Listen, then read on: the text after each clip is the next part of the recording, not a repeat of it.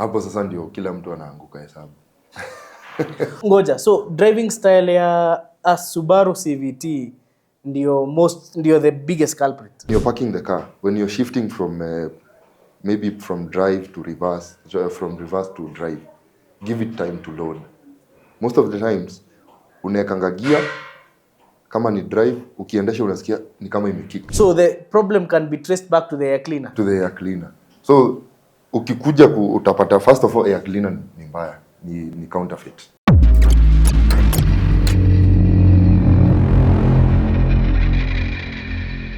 We are at the Subaru Kenya Training Center and we are joined by a very knowledgeable Subaru technician who goes by the name Emmanuel. Na Emmanuel ako hapa, nataka tupige hii story za FA20 zimepiga watu viboko. They have been very problematic lately. Guys have also had problems with FB20s. FB25 si mingi sana. Si mobile. And also the gearbox, the infamous CVT. Lineatronic CVT. Yeah. But I would like us to start with the engines. Kwanza salimia hawase.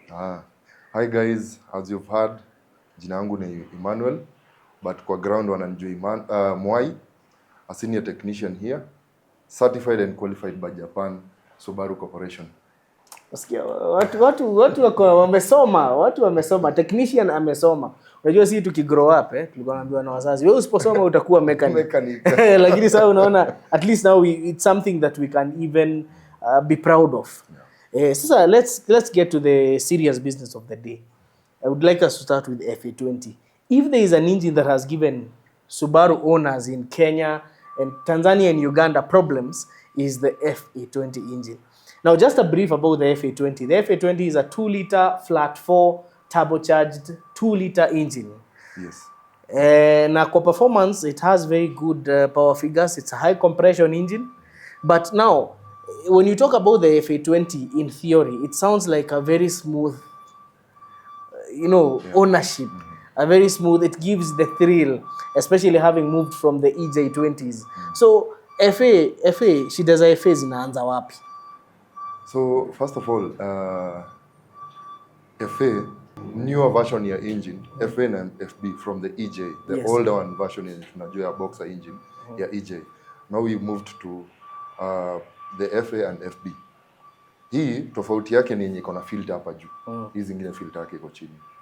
So what happens na hizi engine zote mbili? They are very sensitive. Na iko na the oil gurneys, mali oil inapita the directions the oil kwa engine ndani.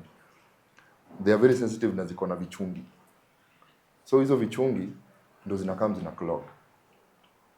Point ya kuclog ni wakati umetumia maybe filter mbaya, oil mbaya, umepitisha service, na the moment ina clog inamaanisha ipitishi the correct amount of oil yenye inahitajika ku lubricate the crankshaft, the piston na nini.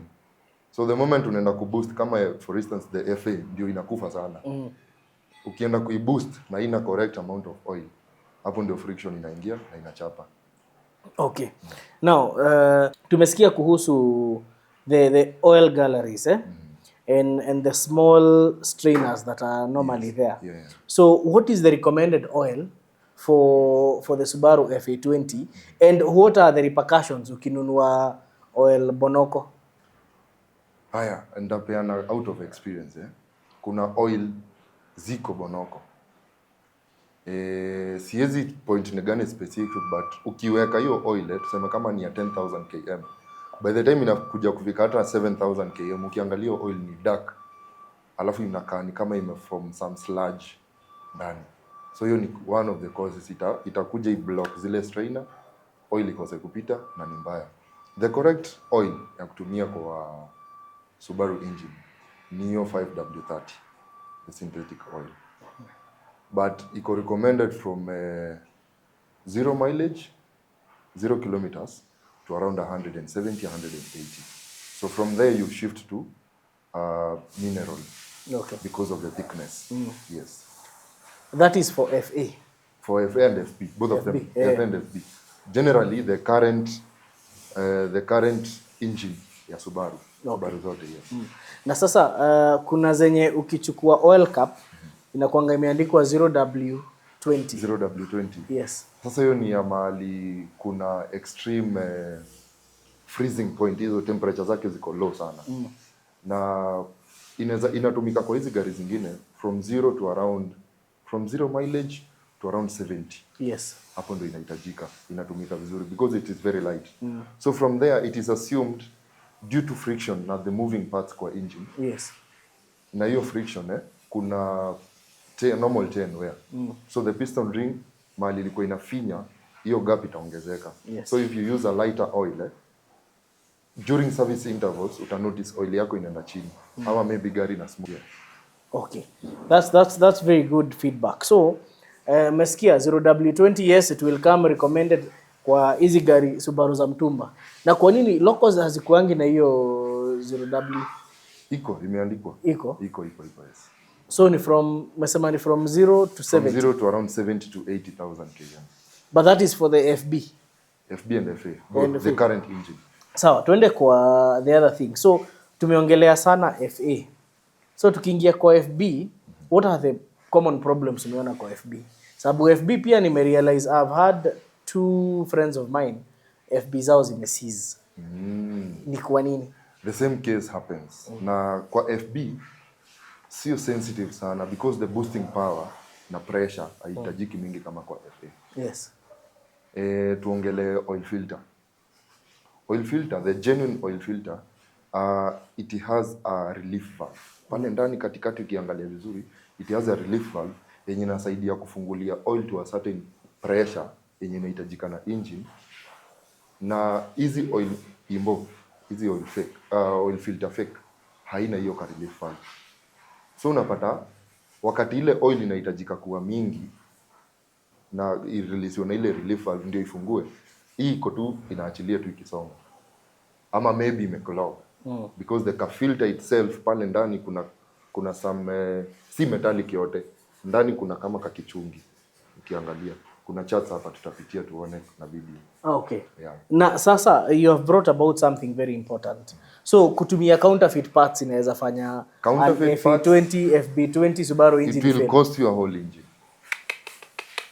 Yani filter ya 700 unajua kuna zile zinauzwa 700. Yeah, hapa kwetu ni around 1500, hapo nje unapata ni 800. So you are saving 700. So 700 can make you spend 500,000 Kenya shillings. Juu FA20 zinauzwa 500. 550 huko. FB20 inauzwa 350. Yeah.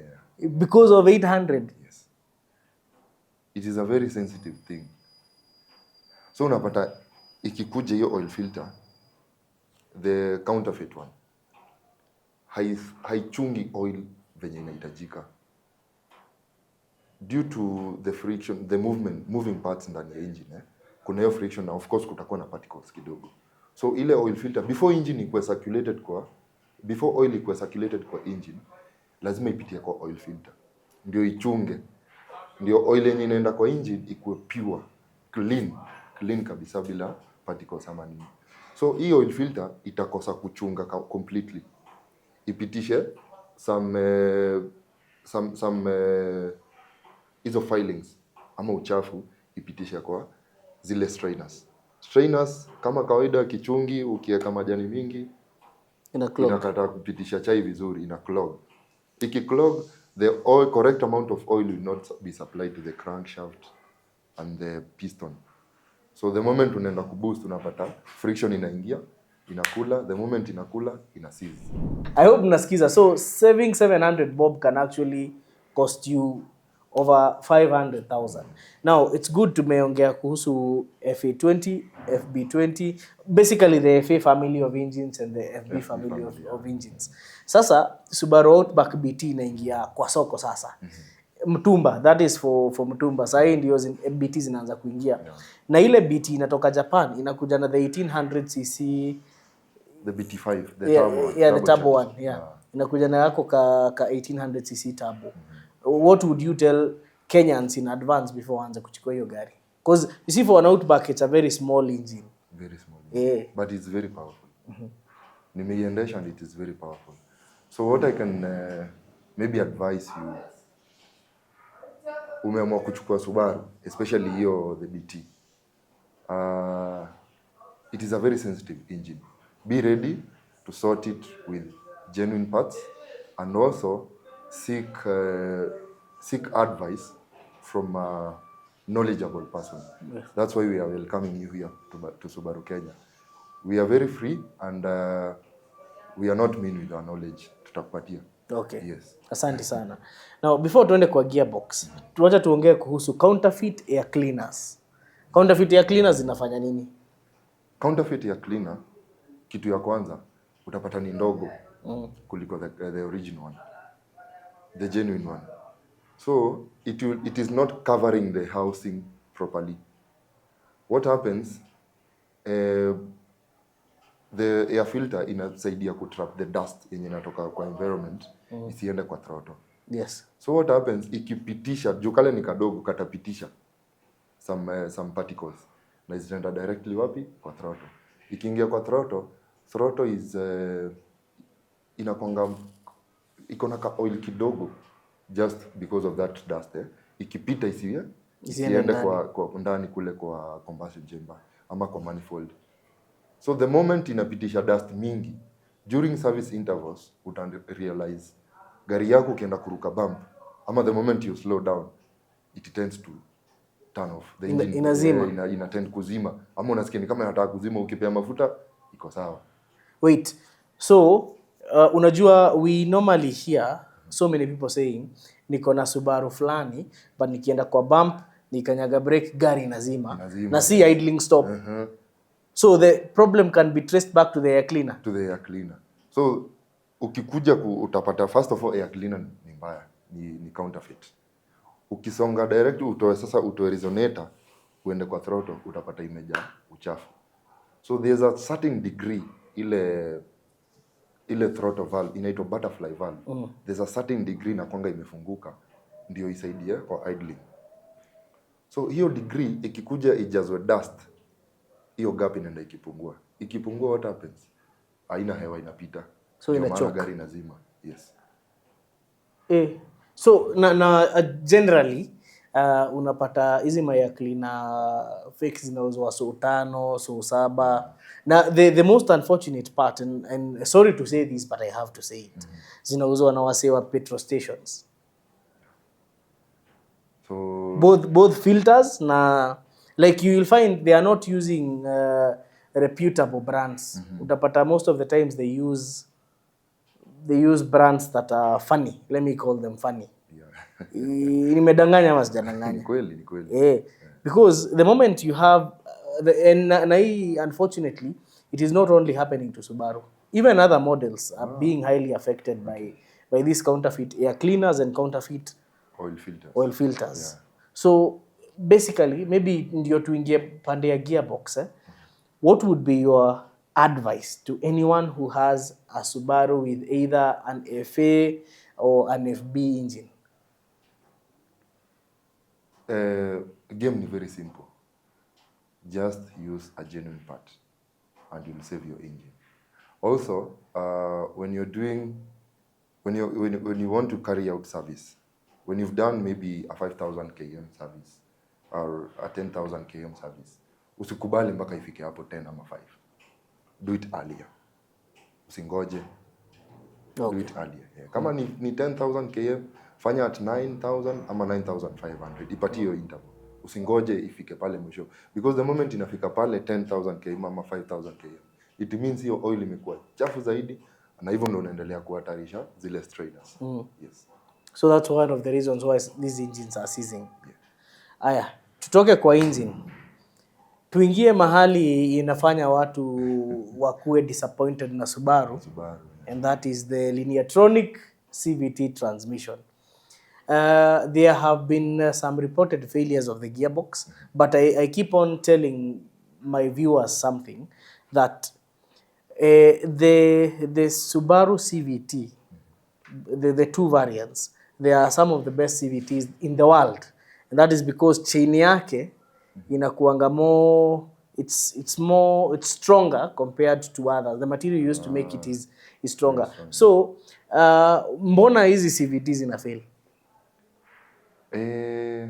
Turudi pale bado kwa, we go back to the same reasons as why the engines are failing using counterfeit parts and the oil.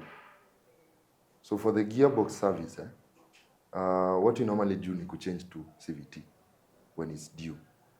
Now once our CVT, it has recommended values zenye zina meet standard ya manufacturer na yenye inafaa kutumika kwa ile gearbox. So ukikuja upata hizi CVT zingine counterfeit, maybe unapata viscosity yake iko chini ama iko too high. Na ikikuwa high ama low, ina interfere na ile chain, as you've said, the chain, because it's something kwa chain hizo variators, the gearbox how it's meant, the 690 TR690 yenye iko kwa turbo engine or TR580 yenye iko kwa the normal Impreza and Forester na turbo. So unapata it has variators, and both variators, the primary and secondary, zimeshikanishwa pamoja na a chain. That chain is imekazwa like ile tension. Yeah, the tension is too high, and the surfaces ya variators is so smooth. So ukitumia oil yenye viscosity yake is too low, itakosa some friction. Ukitumia tena yenye iko too high, the gearbox will strain. Itaanza kuslip. Yeah, itaanza kuslip sasa. And what about the driving style? Hapo sasa ndio kila mtu anaanguka hesabu.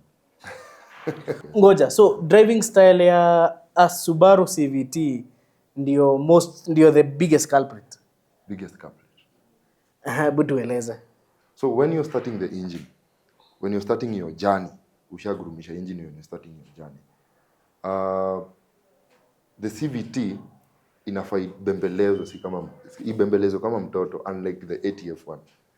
Usifinye ile you're maintaining rev ya 4000 RPM na umehold up for long, you are straining it, because it's called a continuous variable transmission.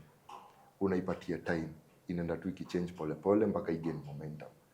Ni kama baiskeli, the mountain bikes, the ones we used to drive ama zenye to ride ama zenye pia tuko nazo saa hii. Hiyo baiskeli ukikanyaga na nguvu ulikuwa unasikia sometimes inaruka meno. Ama nyororo inatoka. Ama inatoka. So but ukinotice yako inatoka before ufike kwa fundi, ukiendesha smoothly inaenda na inafika. So that's how we should treat the CVT gearbox. Give it time, it will peak and it will give you the speed that you want. So don't force it. Okay. Yes. Also, when you're parking the car, when you're shifting from maybe from drive to reverse, from reverse to drive, give it time to load. Most of the times, unaekanga gear, kama ni drive, ukiendesha unasikia ni kama imekick. Unasikia kudumu. So give it time, ipatie drive, alafu ngoja some few seconds, like 2 to 3 seconds, utasikia ni kama imeruka. So that means the reverse or drive gear, it's loaded. Now you're free to go. So ipatie gear, give it time to load, then move. Okay. So don't force it like, it's a computer. It's a communication from the gear lever to the gearbox, from the gear lever, computer, then gearbox. So unaipatia time at least your communication iweze kutravel kutoka kwa gear lever iende kwa computer iruke kwa gearbox. So ile time unavuta tu na unakanyaga mafuta, utasikia yes ni kama kametulia, rev iko juu, alafu ikisha load unasikia inaenda. Na ikigonga hivyo itatengeneza, it will slip pale kwa chain na variator. Na ikislip hapo ndo unasikia gari hata mlima iwezi panda. Ukienda kupanda kama mlima hivi unasikia ni kama ina jack. So it's slipping inside. Na hapo sasa inamaanisha your gearbox is gone. Because the whole thing comprises, like, the main component pale ni variators and the chain. So if you mess with them, you've messed with the whole gearbox.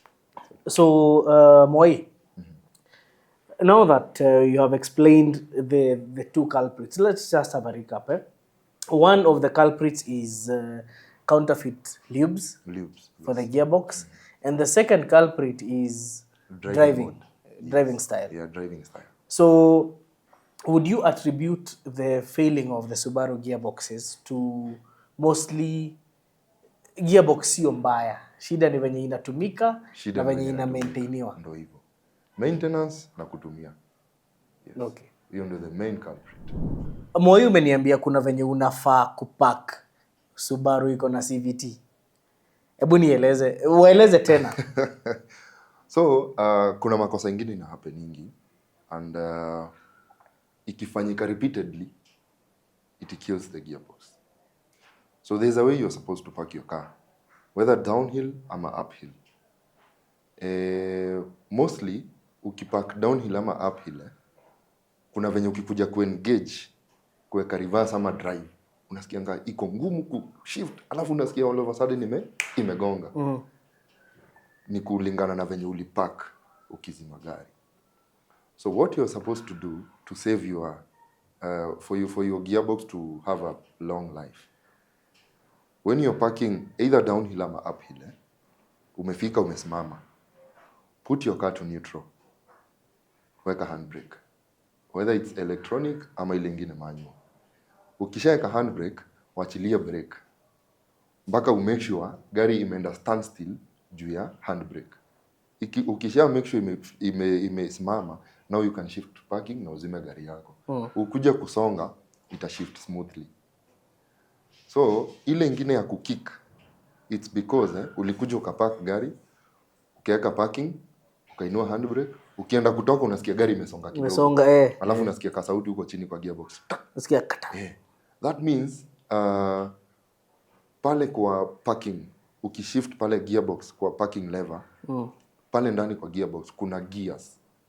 Alafu kuna lock yake. Kale ka parking problem. Kale ka lock kako ndani ya gearbox. So that means when you ulieka handbrake, maybe haiko effective immediately, unlike especially ile manual one. Ile electronic tunaweza patia some marks kidogo tuseme iko a bit perfect. But ile manual ukishavuta uachilie imesonga. So that means ukisikia yako ka sauti inamaanisha ndani kwa gearbox imelock. Na ukikuja kushift inamaanisha haiko imelock pia kwa handbrake. So it tend to move, bado iko under tension. Ile ka lock bado iko under tension. So venye unavuta unataka kutoa hiyo lock but bado iko under tension. So ukivuta unasikia tak. So ikifanyia repeatedly ita cause some tear and wear ndani ya gearbox. Na inauako ka hiyo gear, the sprocket. Ya pale, especially iko pale nyuma kwa transfer casing. You did a video ya gearbox. Ile ya Nissan. So pale nyuma kuna ako ka sprocket ka parking, inasaidia kwa parking. So umesikia, make sure you park your vehicles the way they are supposed to. Na asante sana for the insights. So parting shots, nataka uongeleshe Subaru owners na uambie what they should do to in order to if you look around unaona kuna wase wanaleta Subaru huku hata hizi ma FA20 unapata Forester SJG bana ni ya kitambo but it's still running on the original engine. Yet kuna zenye zinatoka Mombasa hata hazifiki hapa. Hazifiki Nairobi. So what just give a parting shot to the people who own FA20 Subarus with FA20 engines. So what I'd like to say, first of all, ni appreciate juu ya kununua Subaru and also trusting us to take care of your car. Secondly, chunga hiyo gari kama mtoto. Know how to drive it, fanya research. Yes, especially for the FA SJG. You have a powerful car, powerful engine, powerful gearbox. But it doesn't mean we strain. Ni kama wewe mwenyewe ukiwa unakimbia, alafu upate msee amekuja akona mbio kukuliko akushike mkono akukimbize zaidi, utajikoa na uanguke. So ibembeleze, iendeshe tu vizuri venye inahitajika. Don't force it. Just give it time and it will give you the speed that you're desiring. Same case pia ukiendesha smoothly inakusave na fuel. Okay. Na before nikuachilie, kuna kitu tumesahau kucomment on. Comment about counterfeit spark plugs and Subarus. Hapo kwa spark plug, especially for the FA, spark plugs ni kitu ingine pia tumepata, it's killing the engine sana. If you give it the incorrect spark plug, moto inatoka pale kwa ignition coil ni mingi. Many other times tumepata gari hapa ameka spark plug za SJ5 kwa SJG. Hiyo moto yenye inatoka pale ni mingi. So this plug, the incorrect spark plug, it will not sustain the heat, and at some point it melts. Na hizo particles zinaingia kwa combustion chamber. So ikimove, hiyo piston ikimove ikuje ipate particle, the combustion chamber is kana kwa ka space kadogo sana. So particle ikiingia pale itakick iende igonge valve. Valve ivunjike ianze kupitisha compression ipotee. Ikipotea uko na some misfires ieleweki, engine haina power, ukikuja kubomoa unapata shida ni ulitumia the wrong spark plug. Also, if you give it a wrong spark plug or the counterfeit one, it will affect in terms of consumption. Consumption yako itapanda juu. Kama SJG or a normal town service, it should give you around 9 to around 10.5 kilometers per liter. If you give it a counterfeit, ama the incorrect plug, spark plug, unapata inakupatia 7 kilometers per liter, una waste mafuta. Just come, get a genuine one, it will save you time na fuel. So asante sana Mwai for your insights. We will definitely be coming back more and uendelee kuelimisha wasee especially on the Subaru ownership journey. So with that, Mwai, comment yako kwa mwisho. So ni new age Subaru mbaya ama ni watumizi wabaya? Ni watumizi. Ni watumizi wabaya. So there you have it. So next we are going to talk to the person in charge of parts here at Subaru Kenya, and I believe he has some insights on the counterfeit parts, and because we need to know even the cost implication, what Mwai was talking about in terms of how much money unapata 500 inafanya unini engine. So we are going to talk to the guy in charge of parts and get some more insight about genuine parts.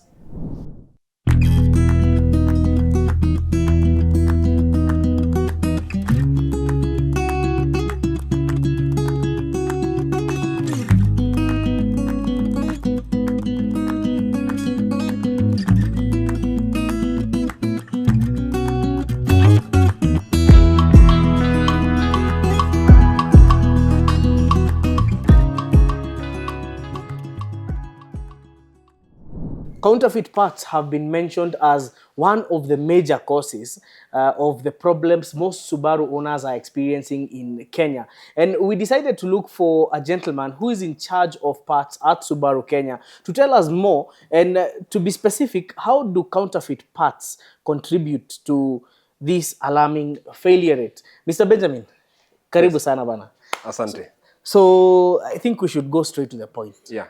We are having so many cases, people saying that turbocharged engines, modern turbocharged engines are failing, suspension components don't last long, gearboxes are failing because of counterfeit fluids.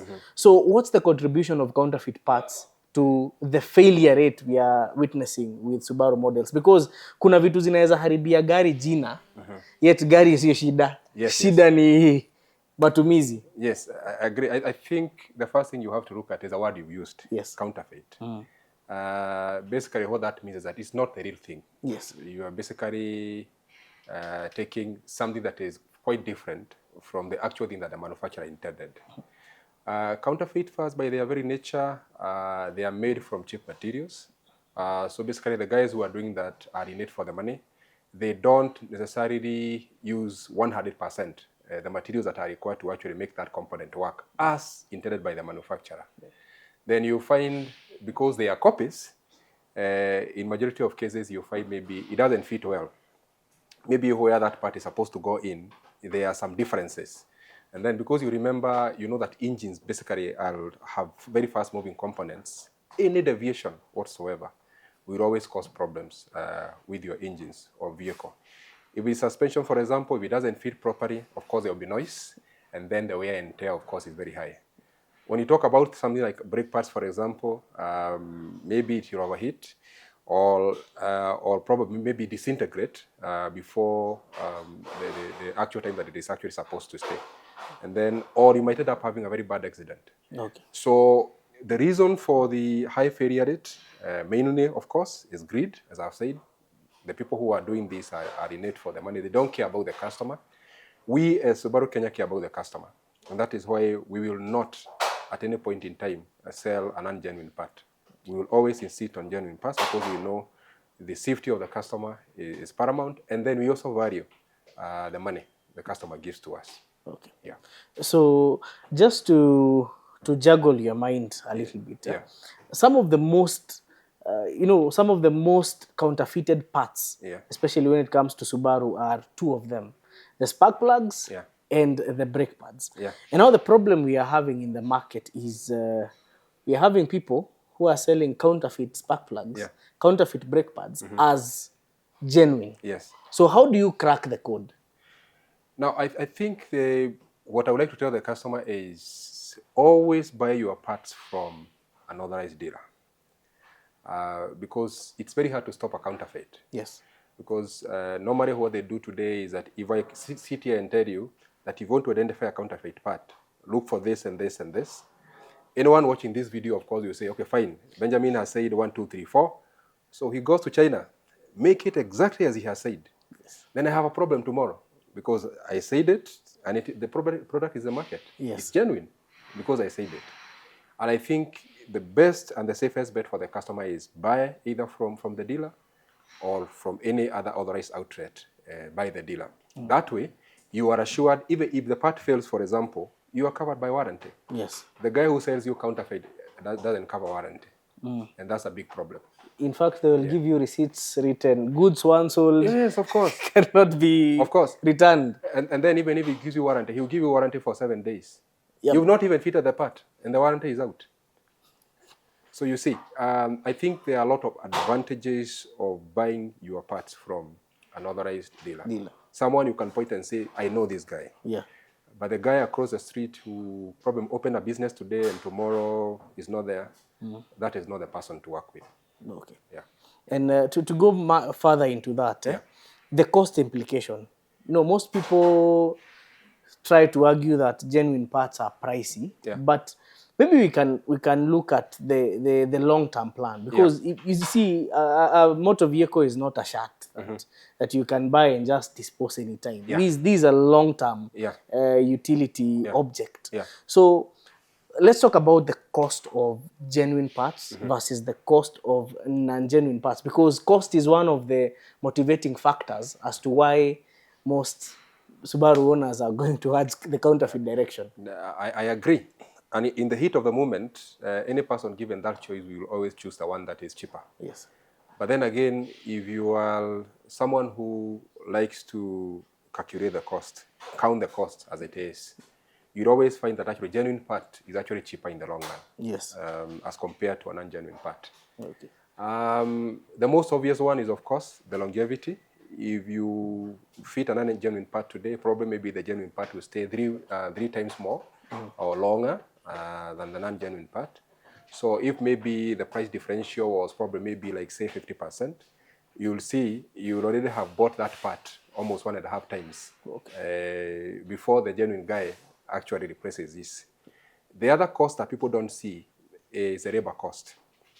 Okay, you see, every time you are fitting, you are actually paying the mechanic to actually fit that part. So that's additional labor cost. The genuine guy did it once, you have done it 3 times. Then the other item that almost no one sees is that every time you are removing a part from somewhere, you are causing strains on the vehicle. Let's say, for example, maybe you are fitting a bush and you have to go and place or something like that. So you are causing strain on the arm or on the suspension system where you are actually removing and actually fitting it again. And it's never always the same. So if you have had a technician touch your vehicle 3 times and this one has done it once, you'll always find that maybe the person who has done it once, his vehicle is much more stable and performs better than yours. Or because you're just looking at the cost there and then, comparing the 2 sheets of paper and saying this one is cheaper without looking at the long-term implications of it. Yes. So Longer term, I think the people who do non-genuine parts are actually wealthier, in my view, because they have more money. They spend more money and they're okay with it than the people who actually buy genuine.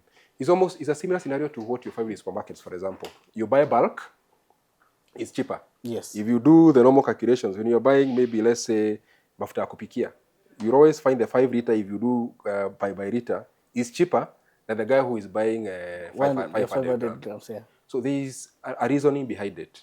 And I think people need to understand this, that as you said, this is actually a long-term investment. You need to look at it that way, because you also have to consider the resale value of the vehicle that you're actually, at the time that you want to dispose it. Okay. If it's full of non-genuine parts, of course, someone looks at it and says, no way, I'm not taking this. Okay. Yeah. Now, as we wrap up, and thank you, by the way, for shedding that light in such an eloquent way. Now, let's look at engine failure rate and transmission failure. Yeah. And because lubes are also, apart from the brake pads and the spark plugs, lubes are also a big contributing factor towards this, especially people who are importing cars from the grey market are really falling victim to either failure of the transmission or failure of the engine. Yes.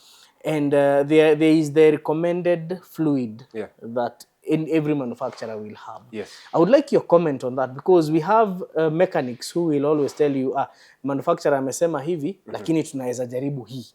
So what's your take on that? I think if the technician knows what he's doing, it's fine. But in the majority of cases, I'm sorry, it doesn't happen that way. The technician just wants the vehicle to work on it, get his money and go. He doesn't care what happens to you later.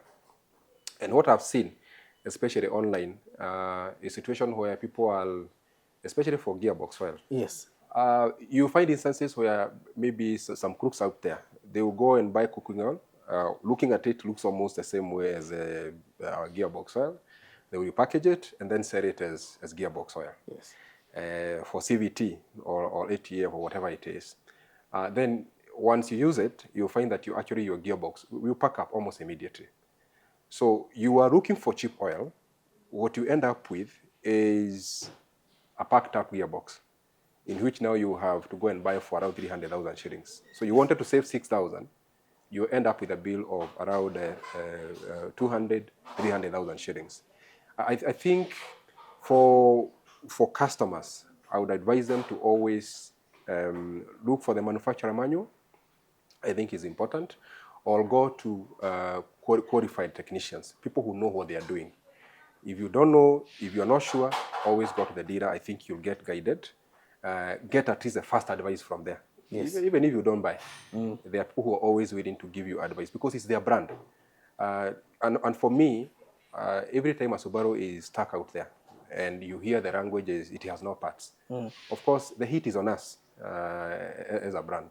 So it's in our interest to make sure that customers get the right thing and Subarus keep moving all the time. Okay. Yeah. And there we go. You have heard it from Mr. Benjamin himself from Subaru Kenya. And it is true. Most of the failure we are seeing on either engines, gearboxes, suspension, braking systems, and even ignition systems is mostly because of counterfeit parts. So the next time you're buying your Subaru part, ask yourself if this is really genuine. The other thing I'll highlight that he has said is always buy from authorized dealers. So thank you so much, Bwana Benjamin. Asante sana. Yeah, endelee na kazi mzuri. All right. Asante.